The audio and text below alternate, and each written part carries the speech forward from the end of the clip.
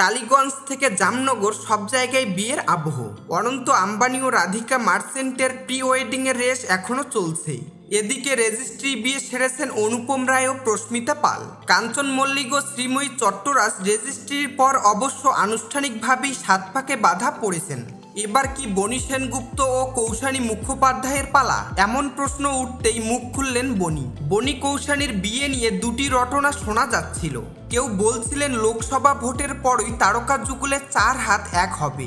কারো আবার দাবি ছিল চলতি বছরের নভেম্বর মাসে হবে শুভদৃষ্টি। একটি গণমাধ্যমকে অভিনেতা জানান, এখনোই এমন কিছু ঘটছে না। তিনি ও কৌশানী বর্তমানে কাজে ব্যস্ত। হাতের কাজগুলো একটু কমলে ভাবনা চিন্তা করা যেতে পারে। বনি বলেন 2025 সালের আগে কোনোভাবেই নয়। আর সেই অনুষ্ঠান অবশ্যই গ্র্যান্ড হবে, উৎসব বলা যেতে পারে। মেহেন্দি, সঙ্গীত সবকিছুই একেবারে ফিল্মি স্টাইলে হবে।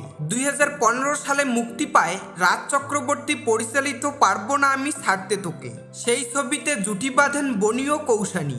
রূপলি পর্দার প্রেম বাস্তবে পরিণত হতে খুব বেশি সময় লাগেনি। প্রেম নিয়ে কোনোদিনও লুকোছাপা করেননি তারা।